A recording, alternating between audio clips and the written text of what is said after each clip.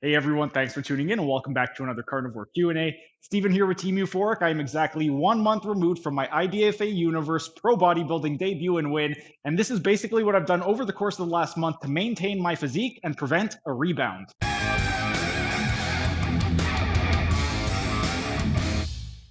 On Saturday, December the 16th, I made my IDFA Pro Bodybuilding debut. It was a natural bodybuilding competition. I ended up winning it, and it is today, January the 16th. So I'm exactly 1 month removed from that competition. And basically, what I've done over the course of the last month to prevent a rebound is, well, first thing, I ended up going back to 1 meal a day. Over the course of the last 7 months, when I was getting ready for the bodybuilding competition, I wanted to maximize my rate of muscle protein synthesis to get as much of a benefit as possible with regard to muscle building. So I went to 5 meals a day, and I was doing that for the last 7 months. However, pretty much since the competition, I've gone back to 1 meal a day, and I've been doing my 1 meal at night. And typically, it's going to be about 24 ounces of meat. And I'll get into a little bit of the specifics depending on what I'm eating. Sometimes that will fluctuate. But with regard to the actual weekend of the competition, basically, since 2010, I've avoided most sugars, so I've barely consumed any sugar over the course of the last 14 years. However, I figured for this competition, I had already done the carb load, so I was just going to enjoy myself because I worked really hard over the course of the last 7 months.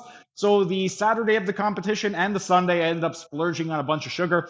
And then a couple days later, my weight did go up to 170. When I stepped on stage, I was 155.8 pounds on the morning of the competition. And today, when I weighed myself this morning, I was 159.0 pounds. So I've only put on 4.8 or 4.2 pounds since the competition. Now, with regard to my actual weight, it did bump up to 170 after I did the carb load and stuffed myself with carbs.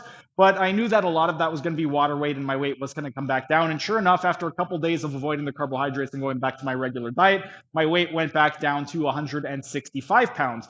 And then the next week was Christmas weekend, and I decided I was originally going to stick to my diet, but I figured, you know what, I had already done the carb load 1 week prior, so I was just going to enjoy the break. And I ended up stuffing myself with a bunch more chocolates over the Christmas break. And once again, my weight ended up going up again. It went up to about 172 pounds. However, again, I knew it was mostly going to be water weight. So within a couple of days of avoiding all of that stuff, my weight went back down to about 165 pounds.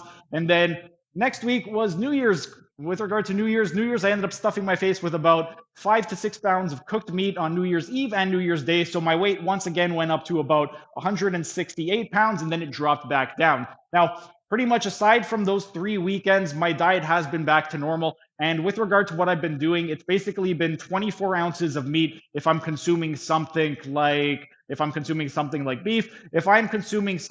like chicken, then I'm going to consume a little bit higher, closer to 32 ounces. So just to give you an idea of what exactly I've been eating over the course of the last few days, one day I ended up having 3 massive chicken thighs. They had the skin on, they were chicken leg quarters, and it was roughly 1 kilogram, so 2.2 pounds worth of chicken leg quarters. And then the next day, I basically did the same thing. It was 2 pieces of chicken leg quarters, but the weight was the same. It was 1 kilogram worth of chicken leg quarters.